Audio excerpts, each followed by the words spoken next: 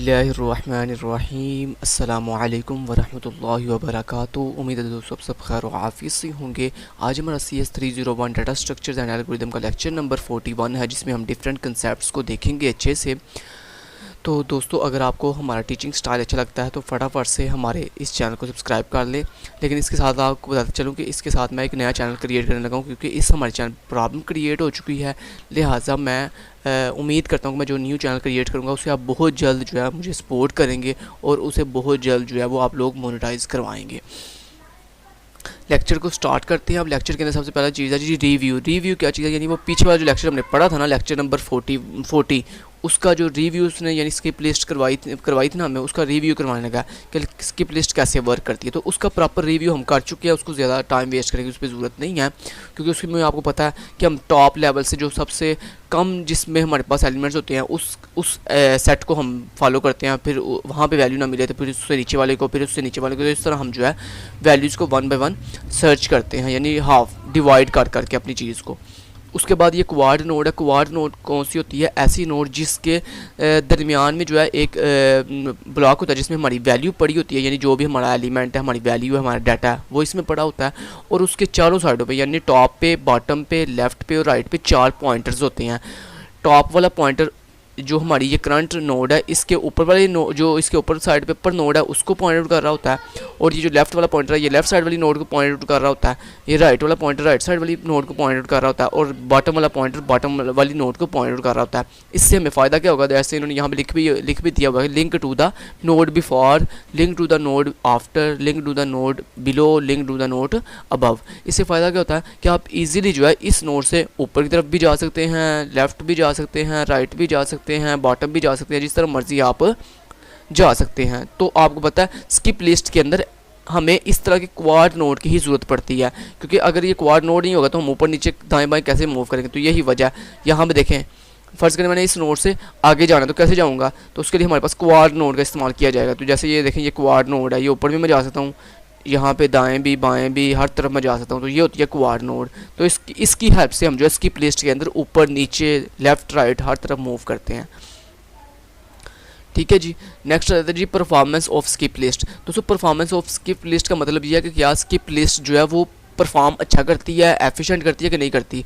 दोस्तों इसका मतलब यानी आम अगर आप लिंक्ड लिस्ट को देखें तो उसके अंदर क्या होता है, उसके अंदर आपकी परफॉर्मेंस बहुत ही जो है वो लो होती है। क्यों परफॉर्मेंस लो होती है? क्योंकि वहाँ पे आपको अगर आपने कोई चीज़ सर्च करनी है या कोई चीज़ डिलीट करनी है तो आपकी पूरी लिंक्ड लिस्ट को आपको स्कैन करना पड़ेगा, यानी 1 बाय 1 तमाम नोड्स को विजिट करना पड़ेगा। लेकिन स्किप लिस्ट में क्या होता है? स्किप लिस्ट में आपको तमाम नोड्स 1 बाय 1 विजिट नहीं करनी पड़ती, बल्कि आप टॉप लेवल से स्टार्ट करते हो और बॉटम की तरफ मूव करते हुए बीच में से कुछ नोड्स स्किप करते करते जो है वो विजिट करते हो नोड्स को। ठीक है जी। तो इस तरह क्या होता है, हमारे जो लिंक्ड लिस्ट के अंदर वैल्यू सर्च करने की परफॉर्मेंस, उसे अपडेट करने की, उसे डिलीट करने की, उसे इंसर्ट करने की जो परफॉर्मेंस है वो बहुत ज़्यादा हद तक जो है वो बढ़ जाती है, यानी एफिशिएंसी स्किप लिस्ट की वजह से हमारी बढ़ जाती है। तो ये परफॉर्मेंस का मतलब यह है कि स्किप लिस्ट की वजह से हमारी परफॉर्मेंस जो है बहुत अच्छी हो जाती है।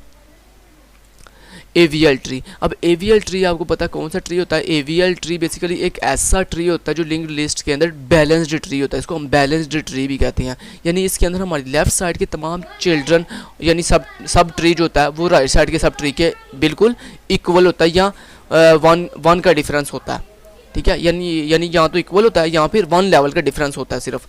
तो यानी कहने का मतलब ये है कि हमारा AVL ट्री ऐसा ट्री होता है जो बिल्कुल बैलेंस ट्री होता है। अब इसकी अच्छे से हमने डिटेल है पीछे वाले प्रीवियस लेक्चर्स 20, 21, 22 में पढ़ी हुई हैं बड़े अच्छे से, वो हमें ज़रूरत नहीं है दोबारा उसे करने की।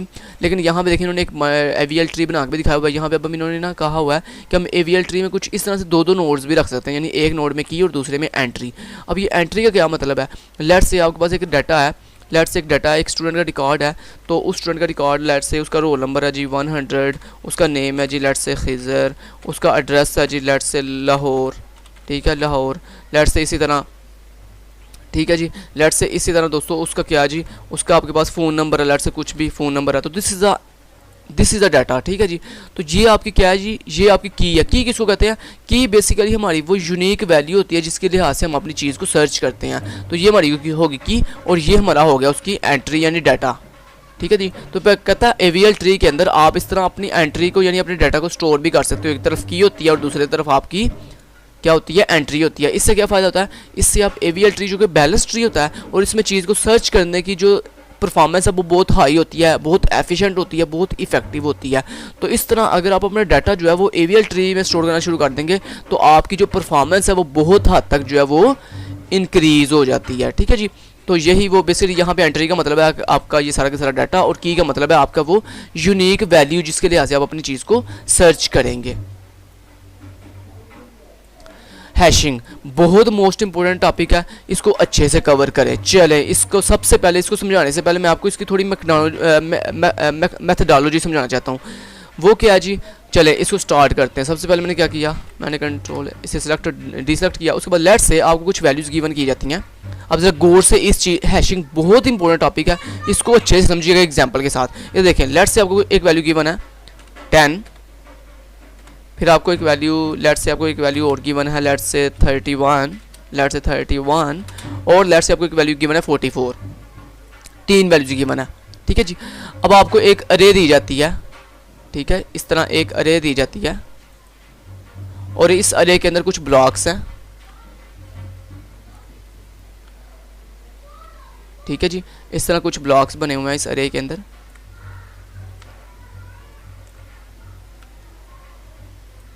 ठीक है जी, इस तरह हमारे कुछ ब्लॉक्स हैं।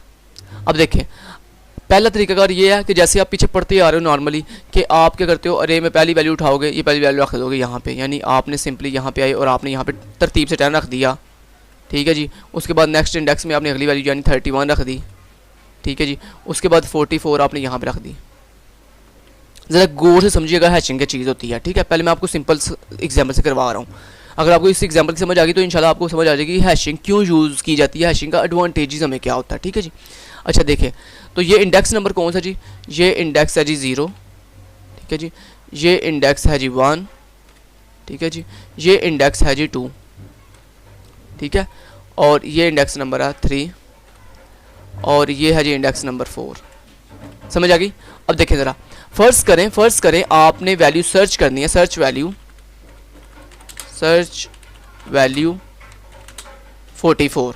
लेट से आपने 44 सर्च करना है, तो बताएं कैसे आप सर्च करेंगे। सिंपल, आपको भी पता है, मुझे भी पता है कि हमारी वैल्यूज अरे की फॉर्म में है, तो हम कैसे सर्च करेंगे, पहले एलिमेंट को सर्च करेंगे, यानी पहली पोजीशन जो अरे की मेरी फर्स्ट पोजीशन है, 0 वाली पोजीशन है, पहले उसको मैंने चेक किया। ठीक है, देन मैंने अगर वहाँ पे मुझे वैल्यू मिली, ठीक है, नहीं तो मैंने उसके बाद सेकंड पोजीशन को चेक किया। ठीक है, अदरवाइज मैं थर्ड पोजीशन को चेक किया। ठीक है, इस तरह से। तो जहाँ तक आपको वैल्यू नहीं मिलेगी, आप 1 बाय 1 यानी अरे के पहले इंडेक्स से लेके 1 बाय 1 हर नोड को विजिट कर रहे हैं, यानी हर एलिमेंट को विजिट कर रहे हैं 1 बाय 1, हर पोजीशन को 1 बाय 1 विजिट कर रहे हैं। और ये विजिटिंग कब तक चलती रहेगी, जब तक आपको वैल्यू नहीं मिलती। ठीक है, तो फर्ज करें मेरी अरे के अंदर 500 वैल्यूज़ हैं और आपने उनमें से एक ऐसी वैल्यू फाइंड करनी है जो पोजीशन नंबर 250 पे, यानी पोजीशन नंबर 250 पे पड़ी हुई है, 250 पे, पोजीशन नंबर 250 पे। तो इसका मतलब आपको कितने नोड्स विजिट करनी, कितने एलिमेंट विजिट करने पड़ेंगे अरे के, 250 आपको आइटरेशन चलानी पड़ेंगी लूप के ज़रिए और विजिटिंग करनी पड़ेगी। क्या ये एफिशिएंट तरीका है? नहीं, बहुत ही बैड तरीका है कि हमें एक वैल्यू सर्च करनी थी और उसके लिए हमने पूरी अरे को 1 बाय 1 जो है वो विजिट किया, फिर जाकर कहीं हमें हाफ में जाकर कहीं वैल्यू मिली। ठीक है, लेकिन अब ज़रा गौर कीजिएगा, अगर मैं इस चीज़ को अब ऐसे कर लूँ कि मैं पहले से इन वैल्यूज़ के एक स्पेसिफिक कोड जनरेट कर दूँ, इन वैल्यूज़ के कुछ स्पेसिफिक कोड यानी कि इनकी स्पेसिफिक कुछ की जनरेट कर दूँ, जिन की हेल्प से मैं इनको बाद में सर्च करूँ, डिलीट करूँ, अपडेट करूँ, तो क्या हो, वो जो की मैंने जनरेट की होगी ना, वो मुझे उसके लिए ट्रैवर्सलिंग नहीं करनी पड़ेगी, यानी सर्चिंग नहीं करनी पड़ेगी। क्या करूँगा, डायरेक्ट ही मैं फॉर एग्जाम्पल 44 पे जाना है, डायरेक्ट उस पोजीशन पे, 31 पे जाना है, डायरेक्ट उस पोजीशन पे, 10 पे जाना है, डायरेक्ट उस पोजीशन पे। This is the hashing technique.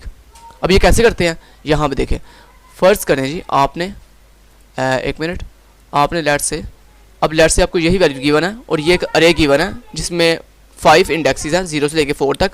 फ़र्ज़ करें अब आपको कहा जाता है कि आपने इन वैल्यूज़ को जो है वो क्या करना है, अरे में ऐड करना है। अब आपने क्या किया, सबसे पहले आपने देखना कि मेरी अरे का साइज़ कितना है, 0 1 2 3 4 साइज़ है। ठीक है, यानी 5 टोटल साइज़ कितना हो गया, 5। तो आपने क्या किया, आपने यहाँ पे कैलकुलेटर अप्लाई कर दिया, यानी मैं आपको एक करके दिखाता हूँ काम, कैलकुलेटर। ठीक है, कैलकुलेटर के अंदर मैं आ गया और यहाँ पे आपने क्या किया, आपने सबसे पहले पहली वैल्यू ली ये पहली वैल्यू ली, ये 10, ठीक है। आपने कहा इसको मैंने इंसर्ट करना अरे के अंदर। अब कैसे इंसर्ट करना आपने कहा इसको मैंने इंसर्ट इस तरह से करना है कि इसका मैंने एक की जनरेट करनी है। क्या जनरेट करनी है? एक स्पेसिफिक कोड, एक स्पेसिफिक की जनरेट करनी है ताकि ये यूनिकली आइडेंटिफाई हो। उसके लिए आपने क्या किया, आपने कहा ये मेरी अरे का साइज़ कितना है? आपने कहा मेरी अरे का 1 2 3 4 5 5 साइज़ है। तो आपने क्या किया, आपने यहाँ पे अपनी वैल्यू लिखी 10, ठीक है। उसका मॉड ले लिया, मॉड ले लिया किसके ऊपर? 5 के ऊपर, क्योंकि आपके अरे का साइज़ कितना था 5। तो जो भी वैल्यू है उसका मॉड ले लिया 5 के ऊपर, अपनी अरे के साइज़ के ऊपर उसका मॉड ले लिया, इक्वल दबाया, जवाब आया 0। आपने सिंपली क्या किया, आपने सिंपली पोजीशन नंबर 0 पे आके 10 स्टोर कर दिया। यानी आपने जो आपकी वैल्यू है ना 10, इसके लिए आपने कोड जनरेट कर दिया। तो यानी आपने 10 के लिए कोड जनरेट कर दिया। तो यहाँ पे आपकी की कौन सी हुई? 0 की है, यहाँ पे की है आपकी 0, ठीक है। और वैल्यू है आपकी क्या बोला? 10, ठीक है। की 0 के ऊपर आपने वैल्यू 10 रख दी। तो अब ये 10 की जो वैल्यू 10 है ना, इसकी की 0 फिक्स हो गई है। यानी जब भी आप आपने सर्च करना होगा ना इसको, तो देखिए मैं अभी आपको सर्च करके दिखाऊंगा। उसके बाद नेक्स्ट आपने नेक्स्ट वैल्यू उठाई जी 31। अब 31 आपकी नेक्स्ट वैल्यू है जी। तो आपने क्या किया, 31 का मॉड ले लिया अपनी अरे के साइज़ के ऊपर। तो 1 2 3 4 5 5 साइज़ है आपकी अरे का, तो मॉड ले लिया 5 के ऊपर, जो आपका है 1। तो आपने सिंपली जो है पोजीशन नंबर 1 पे जाके 31 रख दिया, ठीक है जी। अब देखिएगा ज़रा, जब 31 रखा तो इसका मतलब है आपकी की क्या है, यहाँ पे आपकी की बन के आई है जी। आपकी 31 की की बन के आई है 1, और वैल्यू क्या है? वैल्यू है 31, ठीक है जी। उसके बाद नेक्स्ट देखें, नेक्स्ट आपकी अगली वैल्यू आई जी 31 भी हो गया। नेक्स्ट अगली वैल्यू आई 44। अब 44 के लिए हमने एक खास यूनिक कोड जनरेट करके लेके आना। वो कैसे जनरेट करेंगे? सिंपल, हमने लिखा यहाँ पे 44, क्लियर किया, 44 लिखा, सॉरी 44 को हमने मॉड लिया अपनी अरे के साइज़ के ऊपर। तो मेरी अरे का साइज़ कितना है? 5। साइज़ कैसे मालूम करते हैं? यानी अरे के जितने इंडेक्स हैं ना आपके, इसको हम साइज़ कहते हैं। तो मैंने कहा मॉड ले लो 5 के ऊपर, इक्वल दबाया, जवाब आया 4। तो यानी मैंने पोजीशन नंबर 4 पे जाके, ये देखें 0 1 2 3, ये 4 वाली पोजीशन है। तो पोजीशन नंबर 4 पे जाके मैंने क्या रख दिया? 44 रख दिया। तो अब देखें आपकी की क्या आई है?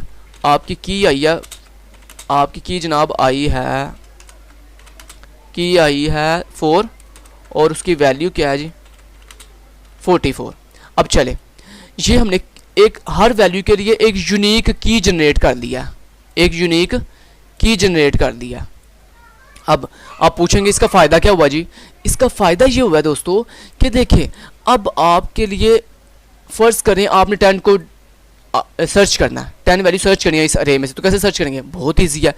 जो आपने की जनरेट पहले तरीके, जिस मेथड से आपने पहले की जनरेट किया ना, उसी मेथड से आप दोबारा फाइंड करेंगे आप अपनी की। अब फ़र्ज़ करें आप कहते हो जी मैंने 10 फाइंड करना। अब 10 की आप की क्या आपने रखी थी ये आपको नहीं पता, तो वही तरीका दोबारा अप्लाई करो। देखो आपकी वैल्यू क्या जी? क्लियर किया, आपकी वैल्यू क्या?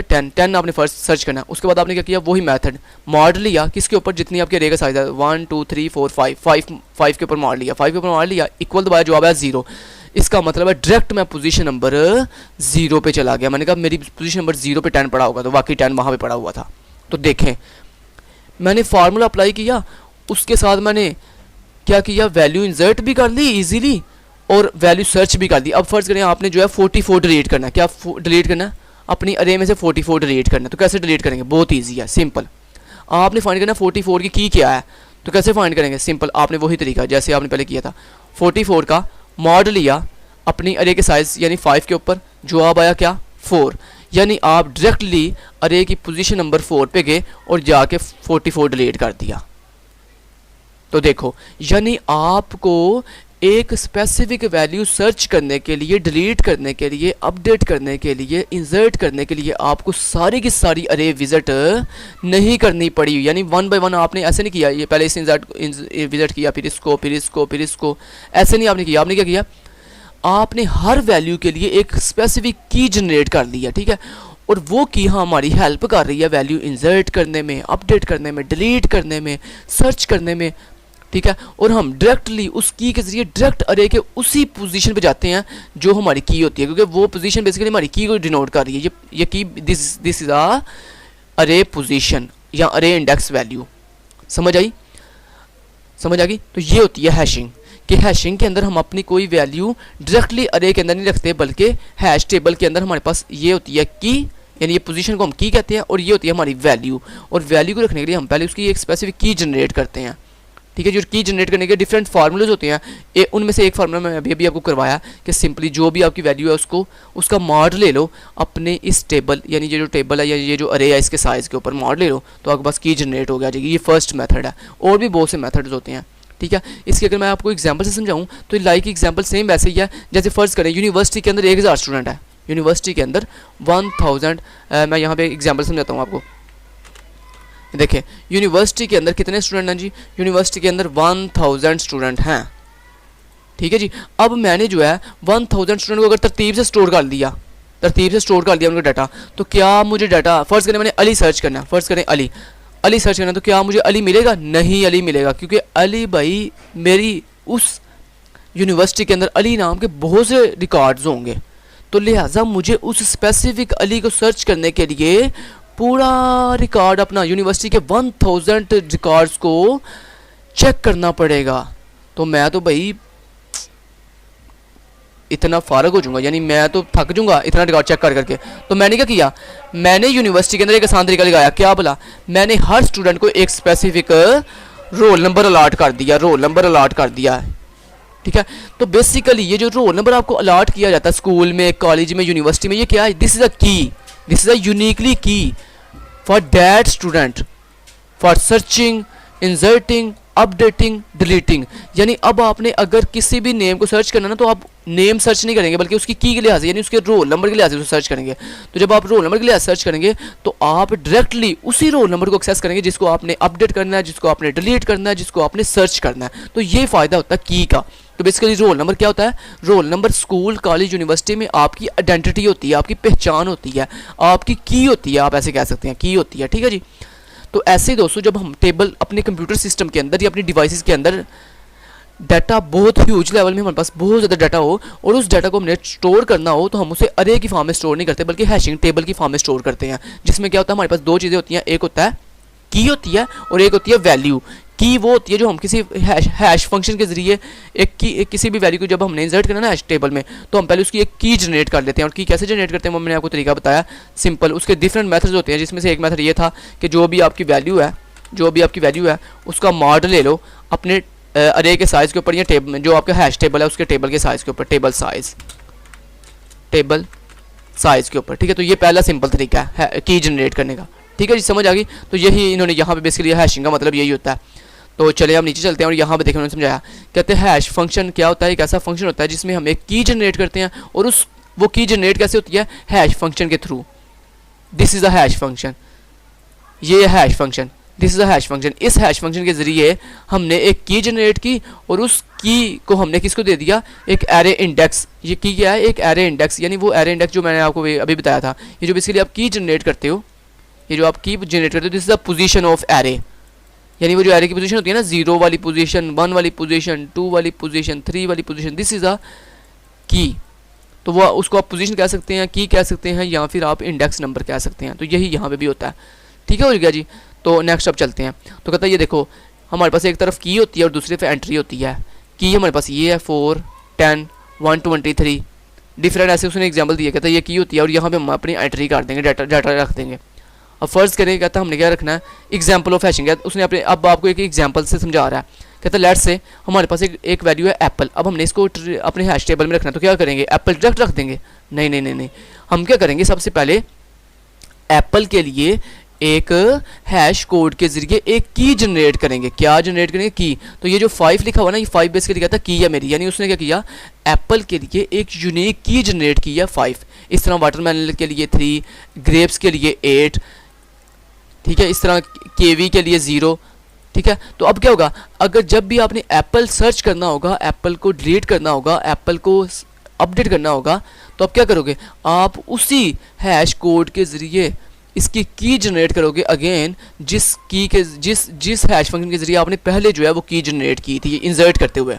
तो उसी हैश कोड को आप सेम यूज़ करते हुए अपने एप्पल के वाली पोजीशन को डायरेक्टली एक्सेस कर सकते हो, इंसर्ट करने के लिए, अपडेट करने के लिए, सर्च करने के लिए। तो यानी यही फ़ायदा होता है की जनरेट करने का। जिस तरह मैंने आपको बताया स्टूडेंट की हम की जनरेट कर लेते हैं, यानी उसका रोल नंबर अलॉट कर देते हैं उसको एक। ऐसे यहाँ पे देखें केवी जो है 0 वाली पोजीशन पे आ गई, एप्पल जो है वो 5 वाली पोजीशन, क्योंकि उसका कोड की हमने जनरेट की थी 5, तो 5 वाली पोजीशन पे एप्पल आ गया। तो दिस इज़ अ की जनरेशन। ठीक है जी। अब यहाँ पे देखो उसने यही किया, कहता है जो मेरा टेबल है, हैश टेबल है, उसके 5 वाली पोजीशन में जाके एप्पल रख दो, 3 वाली पोजीशन में जाके वाटरमेलन रख दो। तो इस तरह उसने ये किया। अब उसने ये की जनरेट कैसे किया ये मैं आपको दिखाता हूँ। यहाँ पे देखें उसने ये फार्मूला यूज़ किया की जनरेट करने के लिए। अब ये फार्मूला क्या है, इस फार्मूले को मैं आपको समझाता हूँ। फ़र्ज़ करें वो कहता हमने क्या किया, ये देखें ज़रा मैं आपको दिखाता हूँ। फ़र्ज़ करें जनाब उसने कहा मेरे पास एप्पल है, एप्पल APPLE एप्पल है। अब इस एप्पल का उसने की जनरेट कैसे किया, इस एप्पल की उसने की 5 कैसे जनरेट किया। तो उसके लिए उसने क्या किया, उसने सबसे पहले ना देखा कि इस स्ट्रिंग के अंदर कितने कैरेक्टर हैं, 1 2 3 4 5 कैरेक्टर हैं। उसने किया, उसने जनाब इस ए का आस्की देखा क्या आया, फिर इस पी का आस्की देखा क्या आया, फिर इस पी का आस्की देखा क्या आया, फिर इस एल का आस्की देखा क्या आया, और फिर इस ई का आस्की देखा क्या आया। आस्की मीन आस्की समझते हो ना, आस्की कोड कहाँ से मिलता है, आस्की कोड आपको इंटरनेट से मिल जाता है। तो इस ए का आस्की कोड क्या है, इस ए का आस्की कोड है सर, ये देखें कैपिटल ए का आस्की कोड ये जो है ना, यहाँ पे देखें ये करैक्टर हैं सारे आपके, ये उनका आस्की कोड है डेसिमल के अंदर, ये उनका आस्की कोड है हेक्साडेसिमल के अंदर, ये उनका आस्की कोड है ऑक्टल के अंदर। तो हम हमेशा डेसिमल को फॉलो करते हैं, तो आपने डेसिमल को फॉलो करना है। तो यहाँ पे देखें डेसिमल के अंदर कैपिटल ए का कोड क्या है 65, बी का कोड क्या है 66। इस तरह स्मॉल ए का डेसिमल में आस्की कोड क्या होता है 97 98, इस तरह से बी का 98। तो इस तरह से आप चलते हो। ठीक है जी। अब यहाँ पे अब देखें उसने क्या किया हुआ है। यहाँ पे सबसे पहले उसने देखा ए का आस्की कोड क्या, तो ए किसमें स्मॉल में है, तो ए का आस्की कोड क्या है जी, ए का आस्की कोड है ए का आस्की कोड है जी 97। तो यहाँ पे उसने लिख लिया 97, तो यानी यहाँ पे उसने लिख लिया जी ए का आस्की कोड 97। उसके बाद पी का आस्की कोड क्या है जी, पी का आस्की कोड है ये है, पी का आस्की कोड 112 यानी 112। तो यहाँ पे उसने लिख लिया 112 और ऊपर भी पी है तो ऊपर भी उसने लिख लिया 112। ठीक है जी। उसके बाद एल है, तो एल का आस्की कोड क्या होता है वो आप यहाँ से देखो, एल का आस्की कोड है ये देखिए एल के बाद एल, ये एल है, तो एल का आस्की कोड है 108। तो यहाँ पे आप लिख लो 108। ठीक है जी। उसके बाद उसने क्या किया, उसके बाद उसने देखा जी ई का आस्की कोड क्या, तो ई का आस्की कोड है ई ये है, तो ई का आस्की कोड है 101। तो 101 ई का आस्की कोड है, तो यानी 101। उसके बाद उसने क्या किया, सबसे पहले आपको बता दिया ये उसने स्कीम बेसिकली लगाई है इस फार्मूले के अंदर। बेसिकली वो क्या कर रहा है, कहता है जितने भी हमारे पास जो स्ट्रिंग अवेलेबल है, str स्ट्रिंग जो अवेलेबल है, कहता है उस स्ट्रिंग के अंदर जितने नंबर ऑफ कैरेक्टर हैं सबका आस्की कोड पहले फाइंड करो। जैसे यहाँ पे देखें ABC है, तो ए का आस्की कोड 65, बी का आस्की कोड 66, सी का आस्की कोड 67, इस तरह। फिर कहता है क्या करना है, फिर कहता है ये करना है, ये जितने भी आस्की कोड हैं इन सबको आपस में ऐड कर लो। यानी ये जो है ना 97 प्लस 112 प्लस 112 प्लस 108 प्लस 101, इन सब को आपस में ऐड किया तो हमारे पास आंसर आया 530। ठीक है। इस 530 का कहता है आपने मॉड ले लेना अपनी टेबल अरे के ऊपर। टेबल अरे मीन यानी ये जो है ये आपका हैश टेबल कितने, आपके हैश टेबल के कितना साइज है ये बता रहा है आपको। ये ऊपर देखें जरा हैश टेबल कितना साइज है, ये हैश टेबल का साइज़, ये है हैश टेबल का साइज़। तो ये कैसे पता चलेगा, ये देखे गिन लो 1 2 3, तो ये नज़र आ रहा है 9 तक है, तो यानी 0 से 9 तक मीन 10 साइज़ है। तो यानी आपने यहाँ पे मॉड ले लिया 10 के ऊपर, जितना आपकी टेबल का साइज़ था 10 के ऊपर ले ले, 9 के ऊपर जो भी उसने यानी टेबल साइज़ आपको दिया होगा। ठीक है। तो ये 10 के ऊपर मैंने मॉड ले लिया। जैसे उसने यहाँ पे क्या कहता है हमारे पास लेट से फर्स्ट करो टेबल का साइज़ 55 है, तो कहता हमने साइज़ जो है मॉड ले लिया 55 के ऊपर। मैं यहाँ पे उसने एक आपको एग्जाम्पल के अंदर कहा हुआ है, कहता है कि फ़र्ज़ करो हमारे पास टेबल का जो साइज़ है वो 55 है। ठीक है जी। ये देखें ज़रा मॉड विद 55 कि टेबल का साइज़ 55 है, तो कहता फिर आप मॉड किसके साथ लोगे 50, यानी जितने आपके टेबल का साइज़ है उसके साथ आप मॉड ले लोगे। 10 साइज़ है तो 10 के साथ ले लोगे, 5 साइज़ है तो 5 के साथ ले लोगे, 9 साइज़ जितना टेबल का साइज़ है उसके साथ आप मॉड ले लोगे। जो आपके पास आंसर आएगा वो बेसिकली आपकी की होगी। फ़र्ज़ करो आपका आंसर आता है 5, तो ये आपकी 5 अब क्या है, ये जो आंसर आया 5, ये 5 इज़ आ की, यानी आप अपने हैश टेबल की 5 वाली पोजीशन पे जाकर क्या रख दोगे, एप्पल रख दोगे। अब जब भी आपने एप्पल सर्च करना होगा ना, आप क्या करोगे, आप सिंपल यही प्रोसेस दोबारा अप्लाई करोगे, यानी दोबारा से ये की जनरेट करोगे एप्पल की और जाके डायरेक्ट हैश टेबल के डायरेक्ट पोजीशन नंबर 5 पे जाके एप्पल अपडेट कर दोगे, सर्च कर दोगे, डिलीट कर दोगे, जो भी आपने अप टू सोन करना है वो कर दोगे। ठीक है जी। तो कितना ईजी हो गया हमारे लिए काम, हमें वो सारी चीज़ें स्कैन नहीं करनी पड़ी, सारी अरे टेबल अरे को चेक नहीं करना पड़ा, हमने डायरेक्ट अपना एक कोड जनरेट कर दिया, उसी कोड के जरिए हम बार बार अपनी वैल्यू को डायरेक्टली सर्च कर रहे हैं, अपडेट कर रहे हैं, डिलीट कर रहे हैं, आप टू सो जो भी करना है हमने वो कर रहे हैं। ठीक है जी, तो यही इस फार्मूले का मतलब है। यहाँ पे देखें ये कोड ये वही लगा हुआ जो मैंने अभी भी आपको करके दिखाया है। ये जो मैंने कोड किया ना, आपको 1 बाय 1 एक कैरेक्टर का उसने आस्की कोड लिया, फिर उनको आपस में ऐड किया, ये वही कर रहा है। ये देखो, ये सबसे पहले हैश कोड, ये आपका हैश कोड जनरेट करके देगा। उसके बाद कैर एस क्या है, एस बेसिकली वो आपकी स्ट्रिंग है, जैसे यहाँ पे एप्पल आपकी स्ट्रिंग है, तो बेसिकली ये एस क्या है, ये आपकी उस स्ट्रिंग को जो है ना वो रिप्रेजेंट कर रहा है, जिसको आपने हैश टेबल के अंदर इंसर्ट करना है। तो यहाँ पे एस के पास क्या है, आपकी वो स्ट्रिंग वैल्यू है। उसके बाद उसने क्या किया, आई एक वेरिएबल है, एस एक सम एक वेरिएबल है। आई जो है वो हमारी इस फॉर लूप को चलाएगा, रन करेगा, एग्जीक्यूट करेगा, और ये कब तक चलता रहेगा, यानी जितने हमारे इस स्ट्रिंग के अंदर नंबर ऑफ कैरेक्टर्स है ना, लेट से 1 2 3 4 5 कैरेक्टर है, तो 5 दफ़ा ये लूप चलेगी। तो ये 5 दफ़ा लूप चल के क्या करेगी, हर दफ़ा जो मेरे इस स्ट्रिंग का जो कैरेक्टर है ना उसका आस्की लेगी और उसको सम में ऐड करती जाएगी। यानी पहली दफ़ा 97 आस्की आया, इसको उठाया, सम वाले वेरिएबल में स्टोर कर दिया, फिर 1 to 1 जो आंसर आया उसमें अगली दफ़ा इस आस्की को स्टोर कर प्लस कर दिया, फिर अगले आस्की को प्लस किया, फिर अगले आस्की को प्लस किया, फिर अगले आस्की को प्लस किया।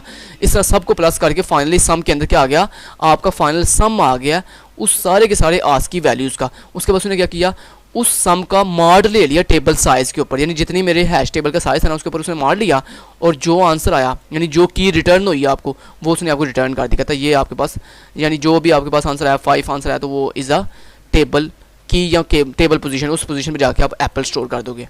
इस तरह बाकी सबके लिए भी कहता है आप करोगे। तो ये आपको मैंने बहुत डिटेल से हैश फंक्शन समझा दिया, इसलिए समझाया भाईजान क्योंकि ये आपको लॉन्ग क्वेश्चन में आ सकता है।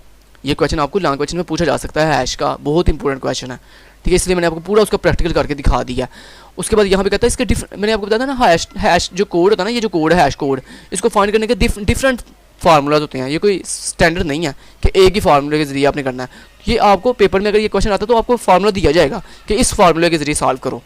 ठीक है, तो आपने उस फार्मूले के जरिए फिर उसको जो है वो सॉल्व कर देना है। अब यहाँ पे देखें वो कहता है ABC का कोड जनरेट करने का कहता है कि ये भी फार्मूला है। ये लेट से ए का आस्की लिया 65, बी का आस्की लिया 66, सी का आस्की लिया 67। उसके बाद कहता है ये बी क्या है, बी उसने एक आर्बिट्रेरी पॉइंट लिया है, तो B is a arbitrary point. Arbitrary point कौन सा होता है, आर्बिट्रेरी पॉइंट मीन अपनी तरफ से जो हम लेट करते हैं, फ़र्ज़ करते हैं। तो उसने यहाँ पे क्या फ़र्ज़ किया, वो कहता है मैंने 7 फ़र्ज़ कर दिया अपनी तरफ से।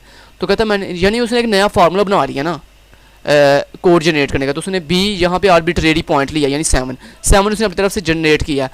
तो यहाँ पे देखें मैं अगर आपको दिखाऊँ, ये देखो कहता है let take the value of B as 7। कहता है 7 हमने एक आर्बिट्रेरी पॉइंट लिया और उस आर्बिट्रेरी पॉइंट की वो क्या कर रहा है, पोजीशन ले रहा है, यानी कहाँ से 0 पावर ले रहा है उसकी। तो पहले उसने 0 से स्टार्ट किया, तो 0 1 2, तो 3 से सिर्फ 2 तक गया। तो यहाँ पे देखें वही कर रहा है, कहता है 65 को मल्टीप्लाई किया आर्बिट्रेरी पॉइंट 7 के साथ, और पहले 7 की उसने पावर ले लिया। तो किसी भी चीज़ की पावर 0 लेते जो आप 1 आता है, 7 की पावर 1 ली तो 7 आ गया, 7 की पावर 2 ली तो 7 49 49 आ गया।